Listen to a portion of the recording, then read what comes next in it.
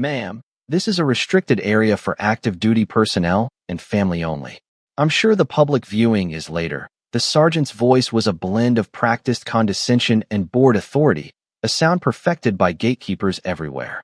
The small crowd of junior officers and aides waiting to enter the chapel at Arlington National Cemetery shifted, a few of them smirking at the woman who stood before the velvet rope. She was unremarkable in a way that was almost an art form. Her gray coat was functional, her dark hair was tied back without ceremony, and her face, etched with a quiet weariness, held no trace of makeup or pretense. She looked like a tired single mother who had wandered into the wrong event, an assumption the sergeant had already codified into fact. He saw her civilian clothes, her lack of adornment, and the corner of a child's crayon drawing peeking from her coat pocket, and he had built an entire, incorrect universe around her. The crowd murmured in agreement. But when General Davies, from his position near the chapel doors, saw the way she stood, not with defiance, but with a profound and immovable stillness, her weight perfectly centered, her gaze calm and assessing, he knew something everyone else had missed. He knew that assumptions were the most dangerous enemy on any battlefield. If you believe true strength doesn't need to announce itself, type quiet professional below. The woman, Alara Vance, offered no reaction. Her silence was not passive, it was a fortress. She did not argue, did not explain, did not flash a badge of indignation.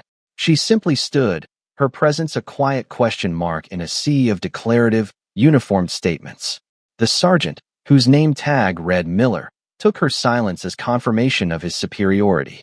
He puffed out his chest, the medals adorning it seeming to demand validation. "Look," he began again, his voice louder now, performing for the audience of lieutenants and captains behind him. General Thorne was a warrior. This ceremony is for the people who understood his sacrifice, the military family. It's a matter of respect. You showing up here like this, it's disrespectful. The irony of his statement was a lead weight in the solemn air, yet only she seemed to feel its gravity. He was speaking of respect while demonstrating none, championing a warrior's legacy by publicly shaming a silent mourner. Her gaze remained fixed, not on his face, but on a point just beyond him, as if he were a minor topographical feature in a much larger landscape she was surveying. This unnerved him more than any argument could have. People were supposed to react, to defend themselves, to give him something to push against. Her calm was a vacuum, and his arrogance rushed to fill it, becoming more blustered and unstable with every word. He gestured vaguely at her simple attire. "This isn't a town hall meeting. This is the final farewell for a 4-star general, a hero of the nation. The people here are in uniform for a reason. It signifies commitment, belonging. You just don't belong." The word belong hung in the cold January air, sharp and cruel. For the first time, Alara's eyes flickered and met his. There was no anger in them, no hurt. There was something far more unnerving, a deep, ancient patience, the look of a predator that knows it doesn't need to chase its prey. She had faced men far more dangerous than Sergeant Miller, men whose words were backed by machine guns and explosive vests, not just petty authority. His insults were like pebbles thrown against the hull of a battleship. She had come here for one reason, to say goodbye to the man who had called her not senior chief, not Vance, but Eli, the man who had sat with her in the dust of a foreign hellhole, sharing a lukewarm canteen of water while they planned a mission everyone else had deemed impossible. The man who, after it was all over, had quietly arranged for her daughter's medical bills to be covered by a discretionary fund, never speaking of it again. General Marcus Thorne was more than a commander to her. He was a part of her story, a cornerstone of her survival. And this sergeant, this boy playing dress-up in a soldier's uniform, was telling her she didn't belong. The onlookers, mostly young officers who had only known General Thorne as a portrait in a hallway or a signature on a commendation, shifted uncomfortably. They were complicit in their silence, their unwillingness to challenge the sergeant's public humiliation, a small betrayal of the very leadership the general had embodied. They saw what Miller saw, a civilian woman, out of place. They failed to see the truth that General Thorne would have recognized in an instant, that the most dangerous weapon in any room is the one you don't see until it's too late. Alara's stillness was her uniform. Her silence was her rank. She wasn't waiting for Miller's permission. She was simply allowing him the time to finish his mistake. Her focus was absolute, her purpose unwavering. She was here to honor a legacy, and the buzzing of insects like Sergeant Miller was a distraction she had long ago learned to filter out. Her presence was an act of supreme competence, an understanding that the mission, paying her respects, was all that mattered. The noise was irrelevant. The pomp, the ceremony, the judgment of lesser men, it was all just weather. And she was the mountain. She had promised Thorn she would be there. And a promise, to her, was a law of physics. The sharp crack of the first volley from the 21-gun salute echoed across the hallowed grounds, a percussive heartbeat marking the solemn rhythm of departure. The honor guard, 7 soldiers standing in a line of perfect, sorrowful geometry, moved with practiced precision. Their M14 rifles, relics of a bygone era polished to a ceremonial sheen, rose and fell as one. It was a ritual as old as military tradition itself, a final, thunderous farewell to a fallen leader. But on the 4th volley, the rhythm shattered. A rifle on the far end of the line failed to fire. Instead of a sharp report, there was a dull, metallic clank. The young soldier holding it, his face a mask of disciplined composure just moments before, now showed a flicker of panic. He cycled the bolt, his movements suddenly clumsy, frantic. The rifle was jammed. Catastrophically jammed. A brass casing was wedged sideways in the ejection port, a classic, ugly stovepipe jam. But this one was compounded by a double feed, a second round trying to force its way into an already occupied chamber. It was a mess, a mechanical knot that would take time and tools to untangle. The ceremony faltered. The collective breath of the crowd was held in a state of suspended horror. This was the ultimate sign of disrespect, a failure of equipment and nerve at the most sacred of moments. The non-commissioned officer in charge of the detail moved quickly, his face grim, whispering urgent commands to the soldier, who was now fumbling with the magazine release, his gloved hands making the problem worse. Sergeant Miller, his face flushed with a mixture of embarrassment for the service and a strange, vindictive pleasure that the proceedings were being disrupted, muttered under his breath, "Amateurs. Can't even handle a simple ceremony." The air grew thick with a palpable tension, the kind that precedes a significant and irreversible event. Every eye was on the failed rifle, on the young man's trembling hands. The sacred silence of mourning had been replaced by the awkward, grating silence of failure. It was in that precise moment of broken rhythm, of public failure, that Alara Vance moved. She did not stride or rush. She simply flowed. One moment she was behind the velvet rope, a static figure of calm, and the next she was moving through the gap, her steps so economical and silent that she seemed to glide over the manicured lawn. She moved with the kind of purpose that doesn't ask for permission, because the concept of it being denied is unthinkable. Sergeant Miller's mouth opened to bark a command, to shout at her for crossing the line, but the word died in his throat. No one stopped her. No one dared. There was an aura of absolute authority in her movement, a physical manifestation of competence that transcended rank and uniform. She reached the panicked soldier, who looked at her with wide, desperate eyes. She didn't speak. She simply placed a hand on the rifle's stock, a gesture that was both a calming touch and an undeniable claim. He relinquished it immediately, instinctively ceding control to a higher power. And then, her hands went to work. To the untrained eye, it was a blur of motion. But to the few seasoned veterans in the crowd, like General Davies who watched with an intensity that bordered on reverence, it was a symphony of practiced skill. Her fingers moved with a surgeon's precision and a mechanic's certainty. There was no hesitation, no wasted energy.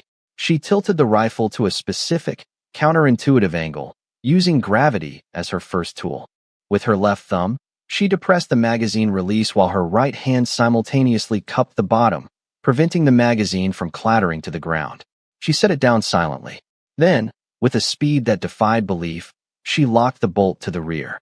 Using the nail of her index finger, a tool she always carried, she hooked the rim of the trapped casing and flicked it free.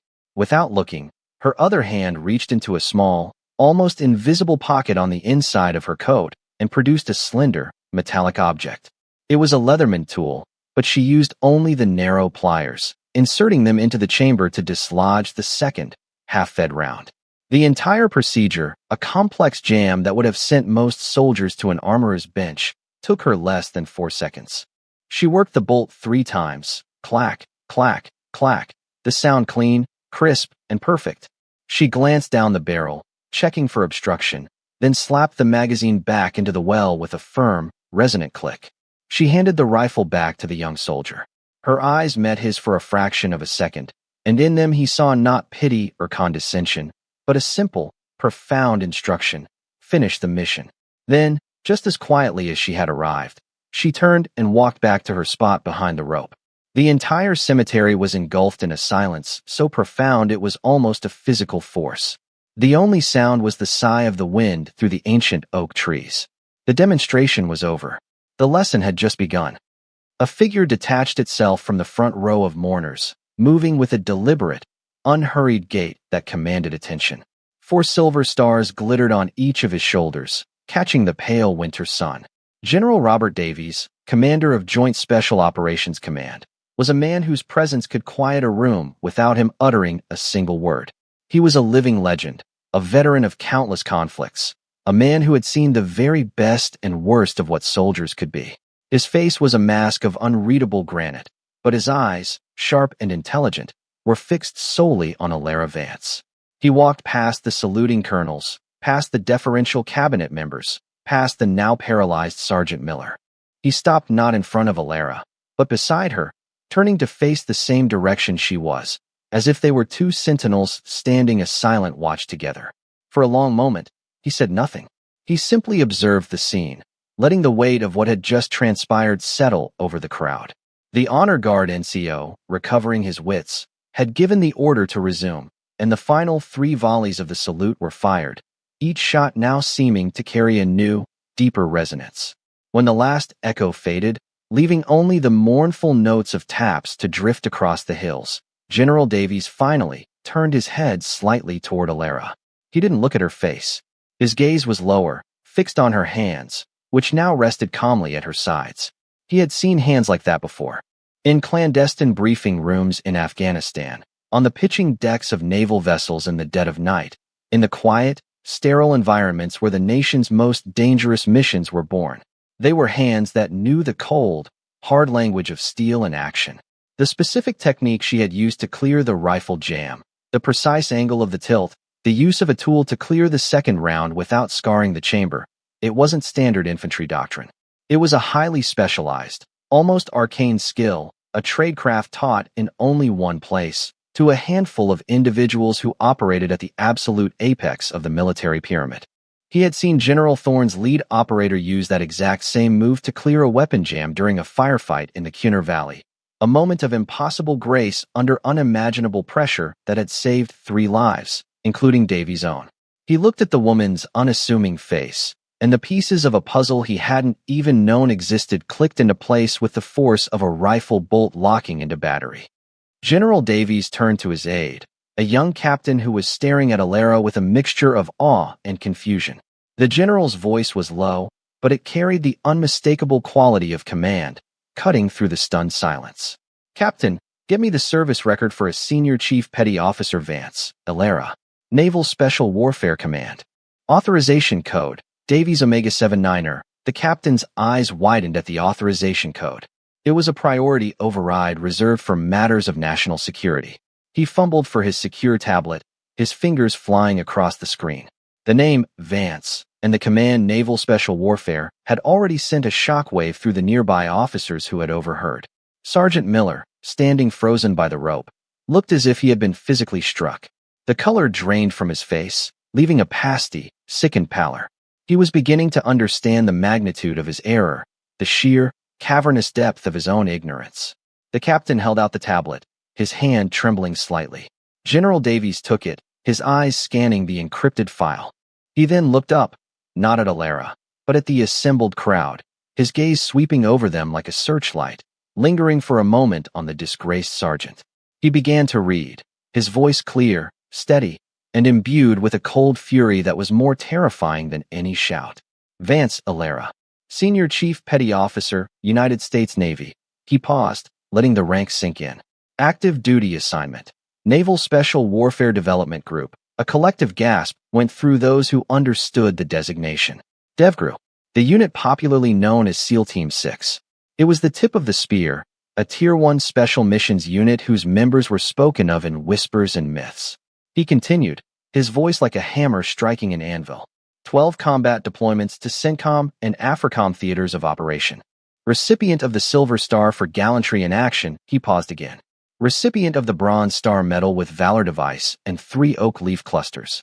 Recipient of the Purple Heart with 2 oak leaf clusters. The list of accolades went on, a litany of heroism and sacrifice that painted a picture so profoundly at odds with the quiet woman in the gray coat that it seemed impossible.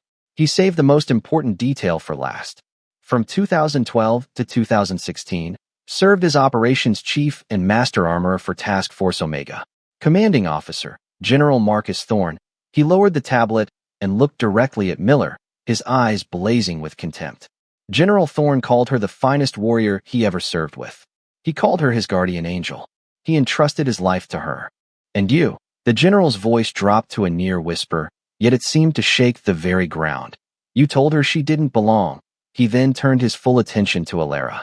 In a single, fluid motion, the 4-star general, a titan of the United States military, drew himself up to the rigid position of attention. He raised his hand to his brow and rendered the sharpest, most profound salute of his long and storied career. Senior Chief, he said, his voice now thick with a raw, powerful emotion. Forgive this command's inexcusable ignorance. You honor us all with your presence. Welcome home. The story of what happened at General Thorne's funeral spread not like wildfire, but like a shockwave. It traveled instantly, carried on hushed phone calls from Arlington to the Pentagon, from the Pentagon to Fort Bragg, from Bragg to Coronado.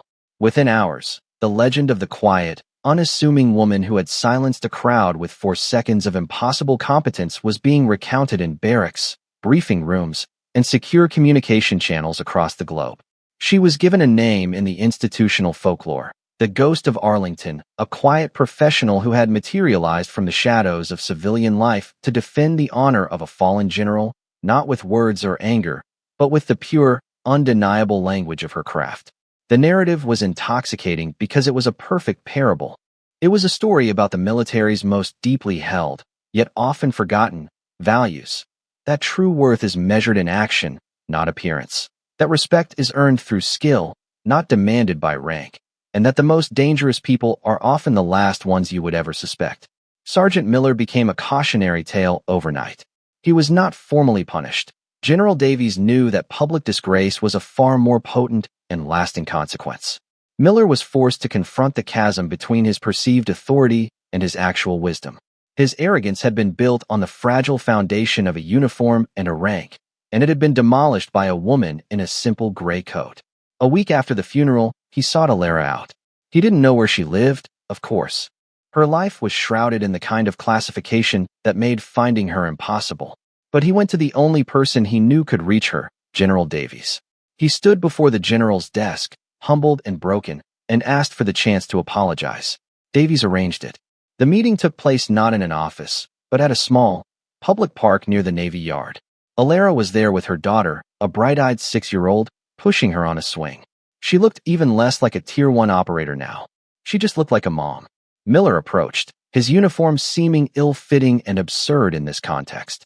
He delivered a halting, heartfelt apology, his voice cracking with the shame of his public failure. Alara listened patiently, her expression gentle. When he was finished, she simply nodded. You judged a book by its cover, Sergeant, she said, her voice soft. It's a common mistake. The important thing is whether you read the book after you get it wrong. She then smiled, a small, rare thing.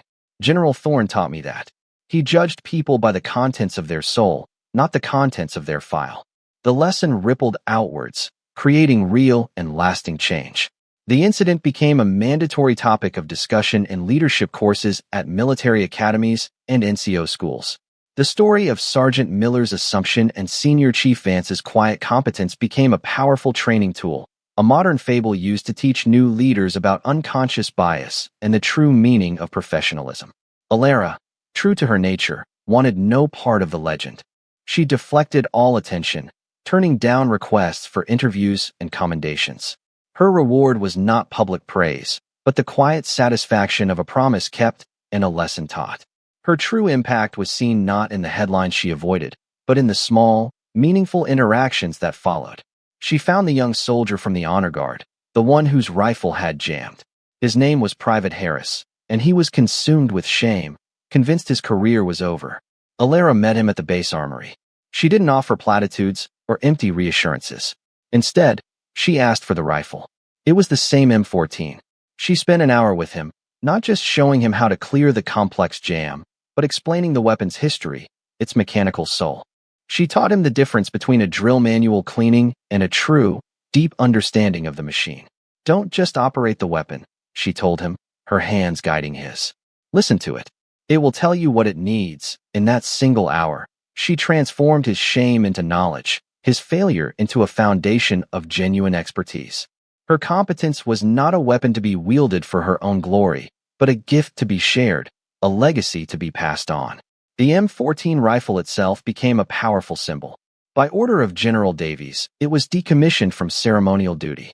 It was mounted in a glass case in the main hall of the base headquarters, a place every soldier passed daily. At Alara's specific request, the plaque beneath it made no mention of her name or rank. It was simple, profound, and aimed at the heart of the institution. It read, "The measure of a warrior is not the rank they wear, but the standard they uphold." This rifle was jammed by circumstance and cleared by competence. Let it serve as a reminder that assumptions are our greatest enemy, and the quiet professional is our greatest strength. The rifle was no longer just a piece of steel and wood. It was a testament, a silent teacher ensuring that the lesson of that cold January day would never be forgotten. A year passed.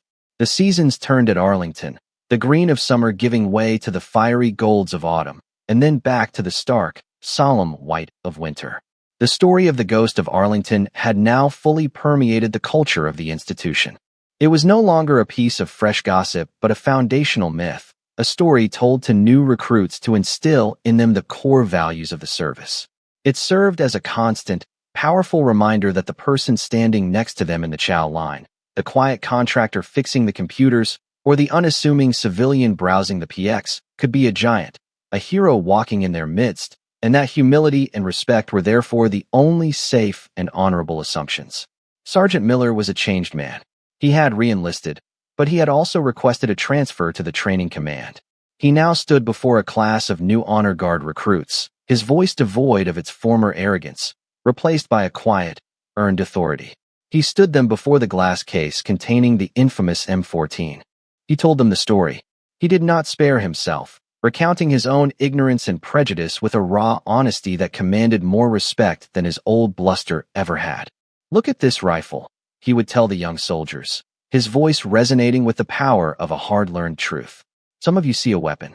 Some of you see a symbol of a mistake. I see a mirror. It showed me who I was, and it forced me to become someone better."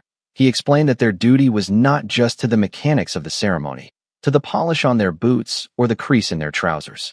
Their true duty was to the silent ideal of the quiet professional, the ethos embodied by a woman who needed no introduction because her actions spoke with more clarity and force than any title or rank ever could.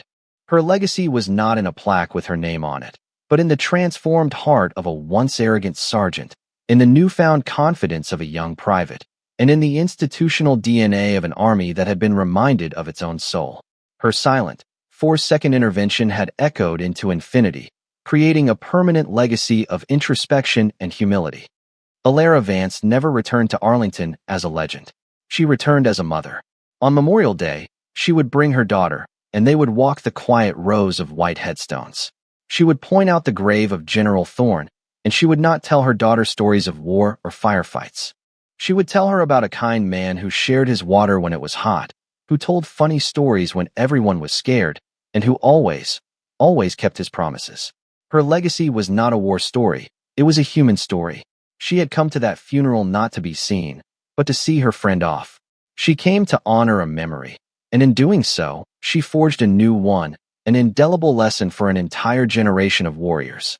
She proved that true strength is quiet, that real competence needs no announcement, and that the most profound respect is paid not in loud ceremony, but in silent, perfect execution of one's duty.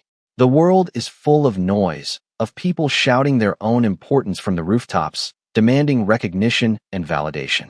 But the bedrock of our world, the foundation upon which everything of value is built, is held up by the quiet professionals. They are the ones who show up, do the work, and disappear. They're only evidence the clean, perfect result of their efforts. They don't seek the spotlight. They are the spotlight, illuminating the path for others through the sheer, undeniable force of their example. Alara Vance was one of them. She was a ghost, a guardian, a mother, a senior chief. She was a living testament to the idea that a person's worth is not in the uniform they wear or the resume they carry, but in the unwavering quality of their character and the silent power of their competence. Her story reminds us that the most important legacies are not carved in stone, but are etched into the hearts of those who learn from them, a quiet echo that shapes the future long after the initial sound has faded. For more stories where quiet competence triumphs over loud arrogance, and where a person's actions define their worth, subscribe to Unknown Heroine Tales.